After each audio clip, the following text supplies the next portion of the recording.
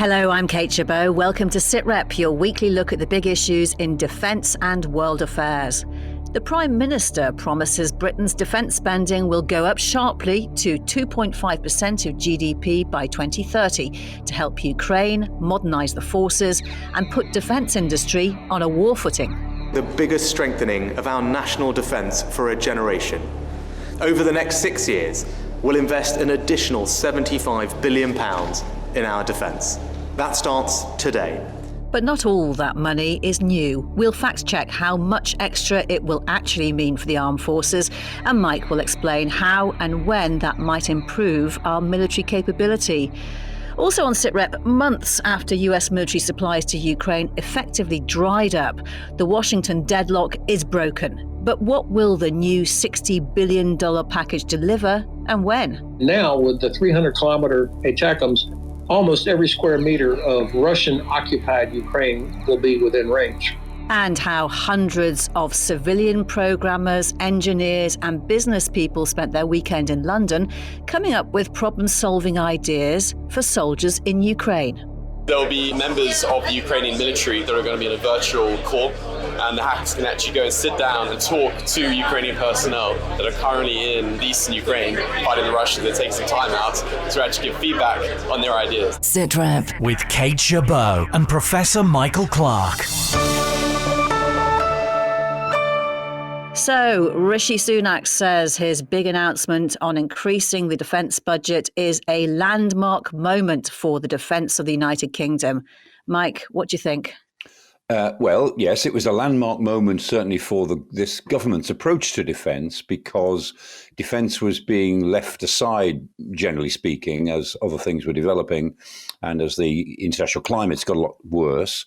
And Britain is the only country in NATO that hadn't increased its defence expenditure by any significant amount since the beginning of the Ukraine war. So it's landmark in the sense that it's a turnaround in policy. Landmark in numerical terms, not sure. I mean, we'll talk about that. When I first saw the figure on Tuesday afternoon, 75 billion, it didn't look right. And within a couple of hours, you could see what was probably wrong with it. It's not 75 billion, but let's not be churlish about it. I mean, the government is doing the right thing. Overall perspective is that this is a welcome move, but when all is worked through, by 2030, British defence will be back where it was in 2010. So we're still making up ground that we've lost in the last decade and a half. That's the reality of it, I think. Well, before we look at what this extra money could buy for defence, we need to properly understand the numbers. Let's bring in someone who can explain and fact-check the dark arts of Whitehall accounting. Ben Zaranko, Senior Research Economist at the Institute for Fiscal Studies. Good to speak to you, Ben. Let's just start with the most basic question before we break into it a bit further. How much of an increase would this be to the spending power of the Ministry of Defence for every pound they've got now? How many pounds and pennies would they have in 2030? Well, if you look just at the pounds and pennies without adjusting for anything like prices or the size of the economy, you're looking at going from about 64 billion now to more like 87 billion by 2030. So that's an increase of about a third just in the cash terms.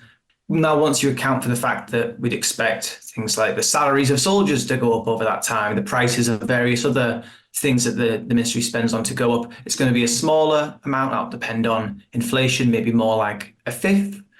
And then if instead you compare to how much of the economy defence spending takes up, it's an increase of more like 10%. So it really depends on the question you're asking, but however you look at it, this is quite a big promise and it's going to be quite a big increase in the resources available. And to get to that target of 2.5% of GDP by 2030, how much is the defence budget going to have to increase each year? It's going to have to increase quite quickly. You're looking at increasing something like 7 or 8% each year in what we call in real terms, after adjusting for inflation. Now, those are quite chunky increases, and that's going to increase the spending power of the department quite considerably. It will mean that defence is probably doing better than any other department in Whitehall, at least on the basis of what we know now. And can we just fact check the Prime Minister's maths here? He said it would mean an extra £75 billion being spent on defence between now and 2030. Does it add up? I think the number that's been chosen there has been picked because it's the biggest possible sounding number that gives the best possible headlines for the government. I don't think it's the most helpful way to look at it. I think that to get 75 billion, you have to assume that otherwise defence would have received absolutely no increases at all, and it would have been held constant in cash terms for 7 years. Now, that would have meant breaching our commitments to NATO. So unless you think that until yesterday, the government was planning to abandon its NATO commitments, that number doesn't really make sense. I think a better way to think about it is that relative to the increases we might otherwise have expected, we'll probably spend something like 20 billion, 25 billion extra over 6 years, some more like 4 or 5 billion extra per year. Now, that bakes in some increases that would have happened anyway. So as I say, this is a genuine increase for defence. But the 75 billion number isn't very helpful. So that £75 billion, it's not all new money then, exactly, is what you're saying? Exactly. The 75 billion includes lots of money that would have gone in anyway, and then the extra bit that's been announced this week. So it's sort of adding it all together, and then not just adding those two things together, adding up 6 years worth of increases. So that's one way of looking at it. I think a more helpful way to look at it is that by 2030, which is the final year of plans they've set out, we're spending about 7 billion more than we would have been in a world without this announcement. I think that's more of a helpful way to think about the scale of this. All of this is a little bit dependent on what happens to the economy, but the direction of travel is very clear. Ben Zaranko from the Institute for Fiscal Studies. So, Mike, Ben's pretty clear it is a notable increase in defence spending, but not perhaps as big as it might seem. What's it going to buy for the forces? Yeah, of course, that's not been decided. And it's been a matter of intense speculation this week in the circles that I move in as to what would you want for it? And a couple of the chiefs and deputy chiefs that I've been involved with talking to in other, I have to say, I don't go in on a one-to-one basis, but I've been in meetings where they're involved. They'll stress that we need to spend this money on making good the deficiencies in the forces presently. And I think James Heapy made the point, ex-Minister for Armed Forces. He said, we need to spend it on all the really boring stuff, like stocks and spares and contingencies for various things that the public won't notice, but which will actually make the defence forces more usable and more sustainable. And so that's the big question. How much of this money goes into the basic maintenance of the force in general, and how much can go on either more platforms or more personnel or just more of everything? I would say, where possible, we just want more numbers of things. We don't need particularly to develop new technologies which we're not already developing. We're quite far ahead on technology development. But when we have a technology, we just don't have enough units of it to make the difference that we hope. So I'd say two priorities. One is, as it were, sustaining the forces. That's the first priority, and it's very unglamorous. And then the other one is just expanding the numbers of what we've got. But that's both of those wishes are a piece of string, and you have to decide, how much of this new money. Ben is absolutely right. In cash terms, it comes out at about, I think, 5 to 6 billion extra a year for the next 5 to 6 years. Well, that doesn't go very far once you start spending it on ammunition stocks and making good on some of the holes in the whole defence estate at the moment. And indeed, we often talk about this phrase, a black hole in the defence budget, the fact that spending plans were already billions of pounds higher than the money they were due to get. How much extra money will be left to buy new stuff once that's accounted for? It just depends on, how much we put into the hole, as it were, for sustainability. But I would say probably not very much. The fact is this is all worthwhile, and we should welcome it. I don't want to sound as if we're not welcoming what the government has now done. But I don't think any of us in the defence analysis business thinks that this will do the job. This is the first tranche. The government's committing to it ahead of an election. That's understandable. But more than this will be required, because remember, prominent Conservative politicians only a year or 18 months ago were saying we have to hit 3% of GDP, never mind 2.5%. And that too, 3% of GDP would be a big uplift. And if we were to move from 2.5% to 3%, then we would see some cash that would make a difference that we would be aware of. We'd see more things on the front line. We'd see bigger forces, whereas most of this will go into making good on what we've got now. Yeah, and really interesting when Rishi Sunak listed his 3 key priorities for this money: firing up the UK defence industrial base, modernising the forces, and new technology, and backing Ukraine's defence. No mention of numbers of British servicemen and women. No, and it's interesting that they don't want to address those numbers at the moment because that becomes very sort of politically toxic. But firing up the defence industrial base is an important thing because the idea behind this, and it's a good idea, is by committing to 5 years, whether or not the Conservatives will be in government then, of course, we just don't know. But I mean, committing to 5 years gives the defence industries some sense of certainty to restart production lines. So, for instance, I mean, Storm Shadow, very good missile that we give to Ukraine, we operate ourselves. MBDA, they closed down the production line. They produced about 1,000 and then closed the production line because there were no more orders. And so what does it take for them to open the production line again? And for when? For 1 year, for 3 years, for 10 years?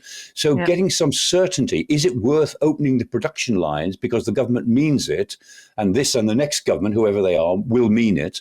That's an important element in actually creating a more not a war economy, but an economy that can cope with higher defence requirements over the long term. And so this government, I think, has taken the first step in that direction. So good for them.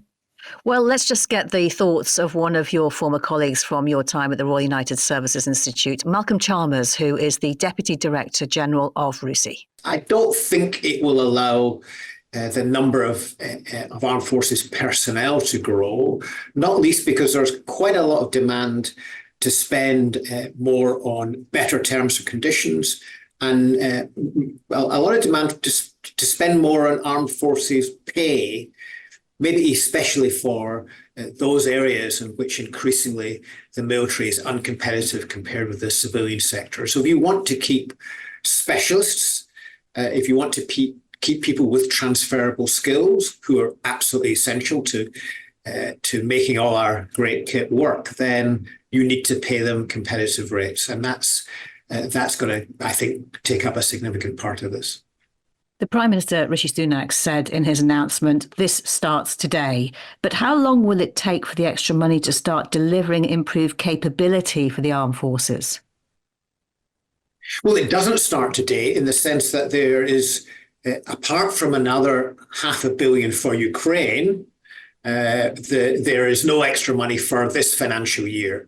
So the extra money starts about a year from now in April 2025. The increases are for next financial year, starting in April 2025, and the subsequent 5 financial years. So the planning for increased spending can start now, but the extra money is not going to arrive for some time.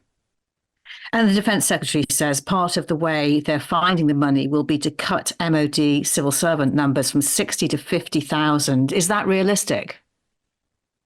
Well, the governments in the past have made such promises, and then when they've actually looked at the detail, it has proven not to be realistic, because MOD civilians are employed for a reason. Every one of them is employed for a reason. Of course, there can be efficiency savings. Of course, you can involve new technology and maybe simplify the very complex systems people in the MOD have to deal with. But all that takes reform and time. You can't simply cut out 10,000 MOD civil servants without there being consequences. Does it include the Royal Fleet Auxiliary, for example, or many other specialisms?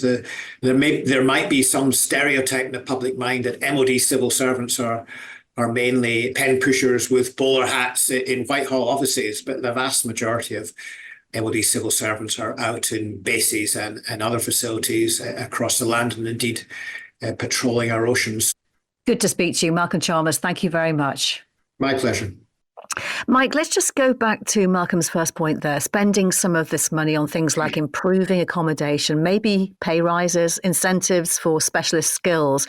That doesn't immediately transfer to frontline capability, but when the forces are struggling with recruitment, I guess it might be a worthwhile investment. Yeah, very much so. Because I think, there's a couple of things from what Malcolm said, which are very important. I mean, the forces don't really have a problem with people wanting to join them. And there's been an uptick in last year, people wanting to join the forces as they hear more about the fact that the forces are short of people. But the recruitment processes are too slow and too bureaucratic. So that they need to address that. But then they've got to address the issue of retention. And that's where these sort of spending arrangements that Malcolm was talking about are really important, because people, once they're in the forces, have got to feel more cared for than they do. It's all very well when somebody's 18 and single that they join up and it's lifestyle and it's fun and it's what they want. But once they're married and they've got a child or two children and the accommodation isn't very good, then they think, well, how long am I going to stay in this? And so that's where improving the conditions within the armed forces is very important to actually improve retention rates, because that's where the armed forces are losing just people and skills and experience. And if the spending that this can unlock in the next 5 years can address that, then it will be doing something very, very good for defence, which everyone talks about. It doesn't happen quickly enough. Every defence review says we're going to improve it, and they improve it a little bit, but never enough. Well, let's just address the huge elephant in the room for this announcement. There's an election coming, as Rishi Sunak might not be Prime Minister by this time next year. Labour, as yet, is not promising to stick with this plan if it wins power. Let's just hear briefly from Shadow Defence Secretary John Healey. We share the same ambition as the government because we must do more to deal with the growing threats. We want this to be fully costed and fully funded. We want it to be set out in the government's baseline budgets. This 2030 target is not. So Labour says it has the same defence spending target but won't commit to the same deadline. Does that make this announcement meaningless until we have an election result, Mike?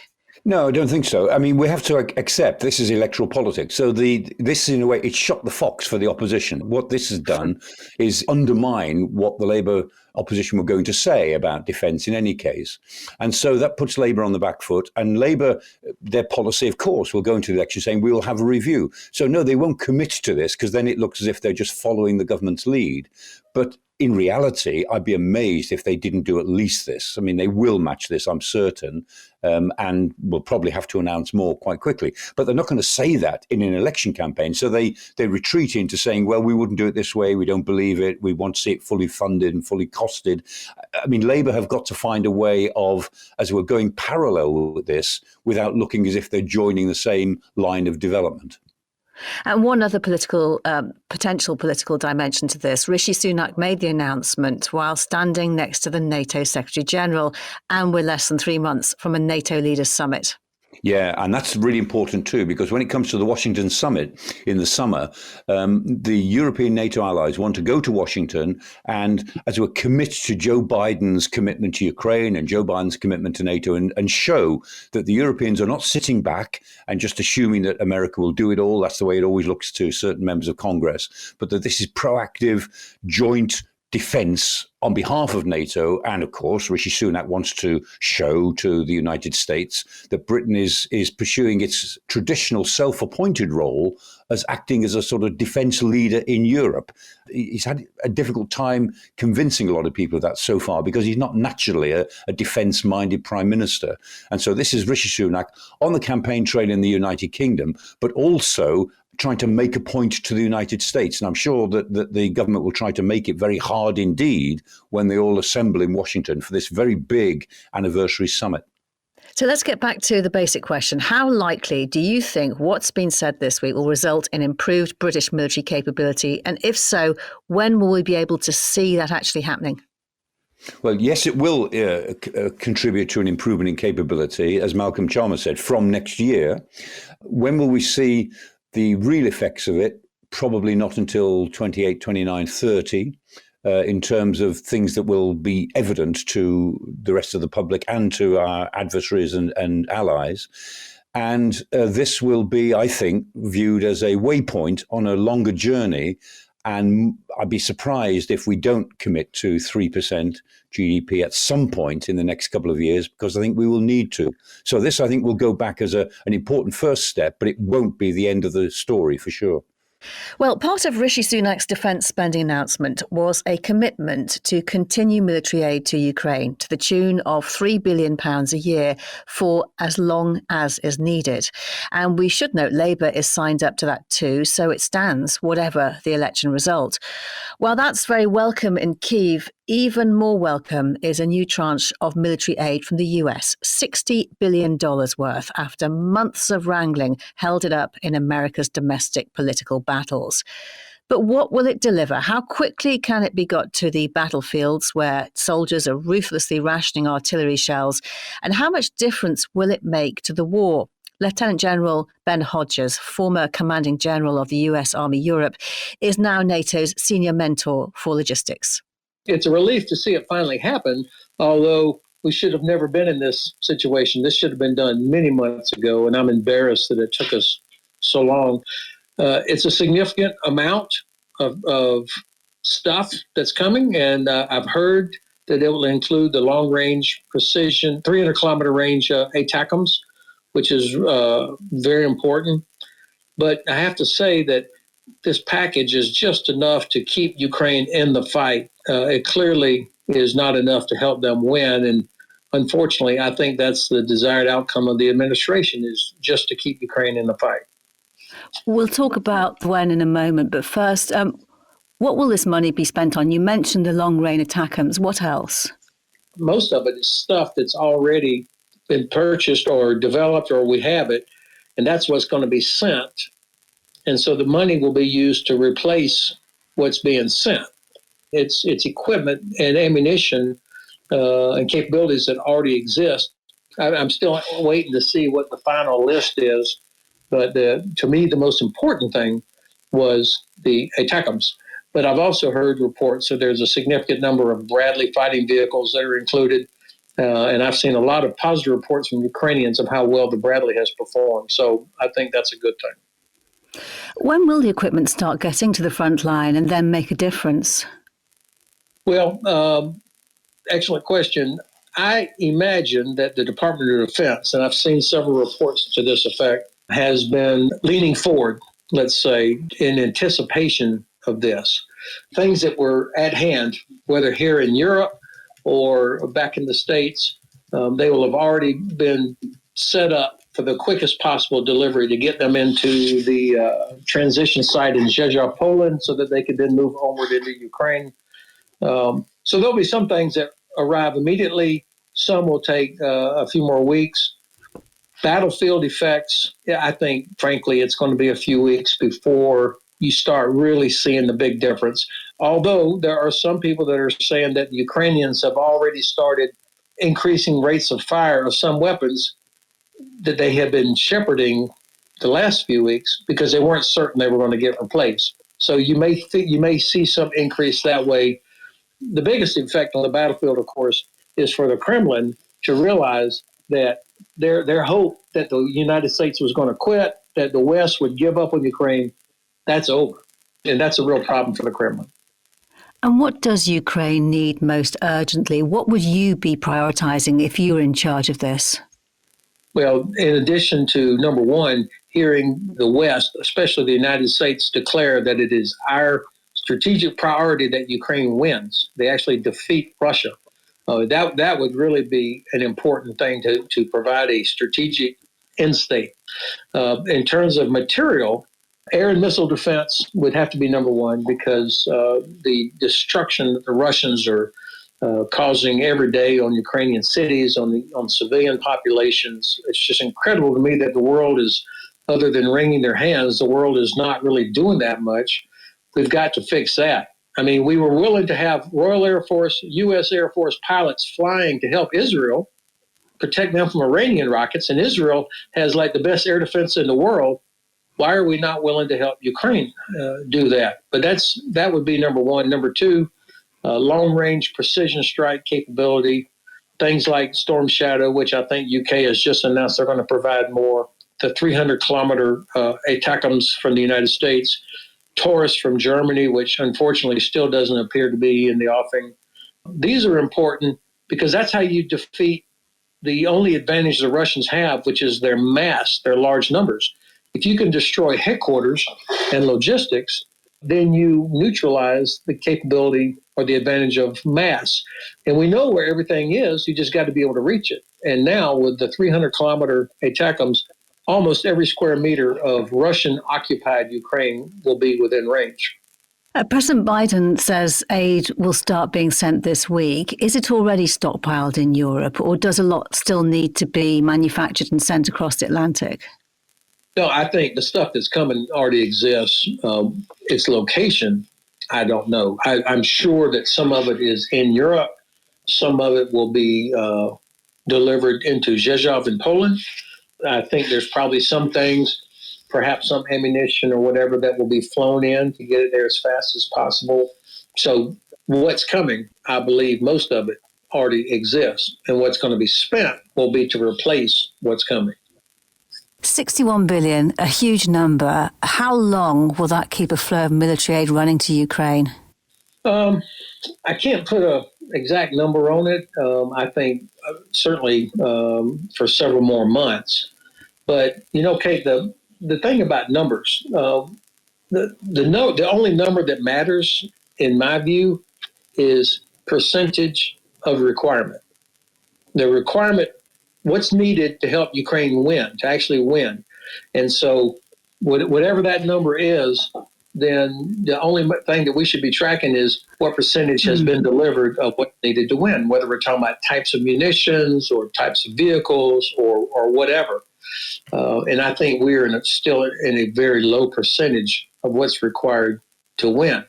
I would expect that what's being provided now should be enough to help them sustain themselves for 3 or 4 months.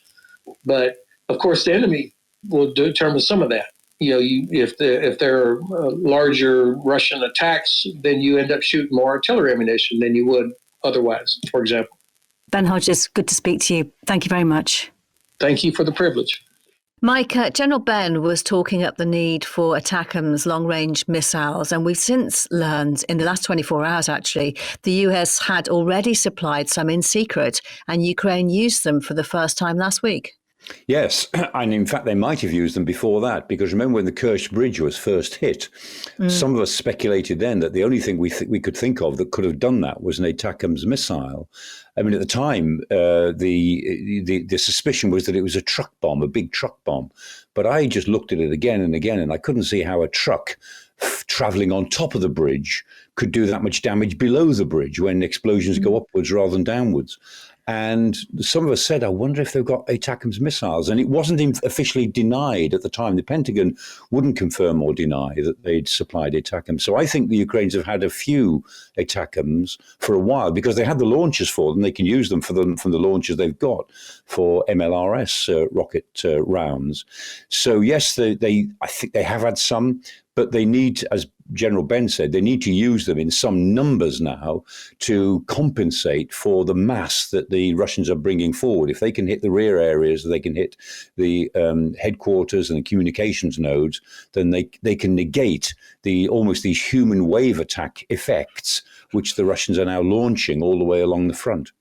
And interesting that there is anecdotal evidence that rationing of artillery shells has eased now that Ukraine knows more will be on their way. You were making that point a few weeks ago, that it was as much uncertainty about the future of supplies as it was immediate shortages that was forcing these difficult decisions on when to use them.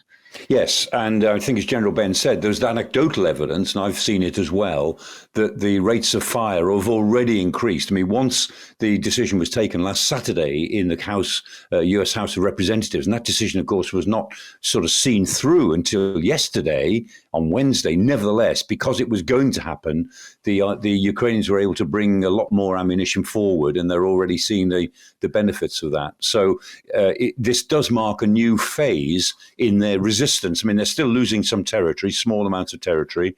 They're really pressed at Ochetine at the moment. There's some very bad stuff gone on there from their point of view. At least 2 brigades have had to be withdrawn for unpleasant reasons because they just become combat ineffective rather than been reduced by attack. They've internally dissolved in effect. So the Ukrainians have still got some big problems, but the trend in the local offensives is beginning to turn a little bit. And Ben thinks this aid can keep Ukraine in the fight for another few months. Is that it? Or do you think it could make more of a difference?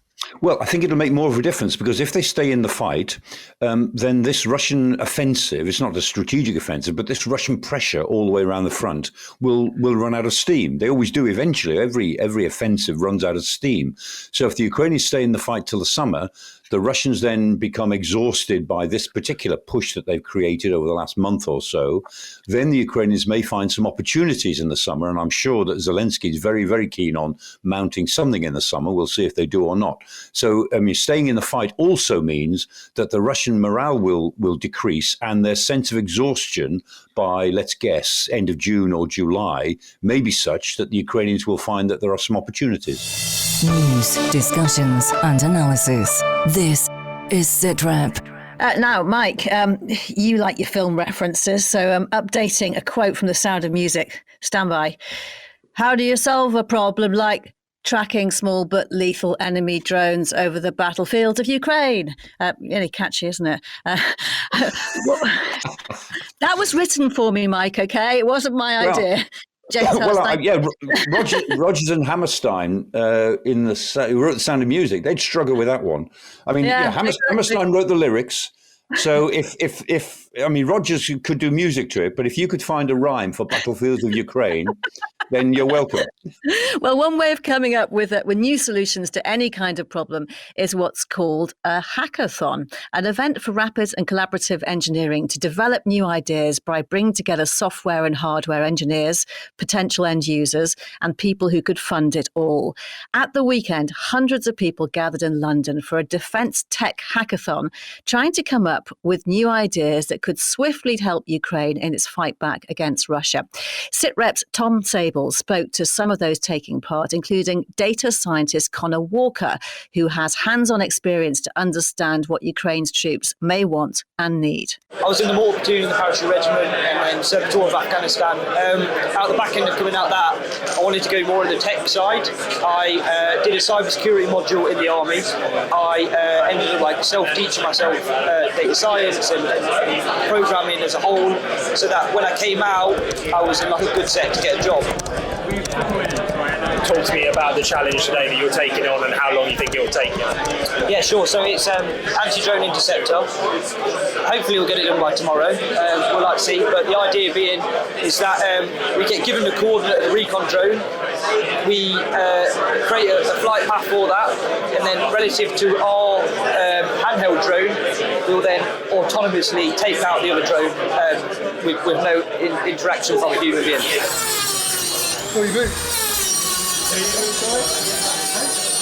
My name is Dimitrios Kotas. I'm the founder and CEO at Lambda Automata. We are one of those new defense tech startups, if you like.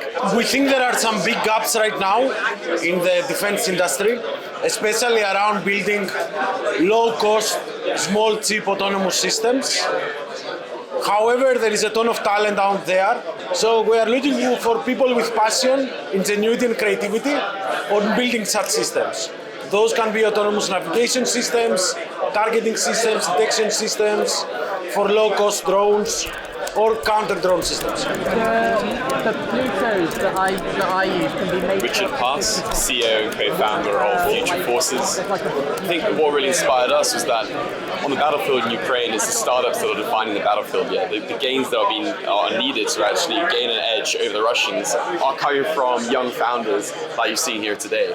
We've sourced problems direct from Ukraine. The problems we've chosen for track one are all about counter-UAS, jamming, emissions tracking, stuff that the Ukrainians need more than anything else in the battlefield right now. Tonight, the hackers here will have the opportunity for 2 hours to speak with real end users that are actually on the battlefield in Ukraine right now, get feedback and ideas, because Ukraine takes this stuff very, very seriously. One of the best minds in the world working on these really important problems, because their country's future depends on it. Exactly. I mean, one of the lessons learned from Ukraine, and especially from the way the Ukrainian armed forces fought, especially over the first months of the invasion, is that you can achieve many things if you pair the right people, and by right people I mean builders and end users, at the same room, and you give them a clear mission.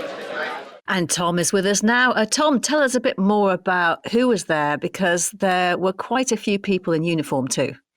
So the event officially welcomed, quote, the UK's brightest young minds. A lot of these are strangers from different countries, to team them up, but also to connect them with other startups, investors, national security leadership, and also these end users that we heard of.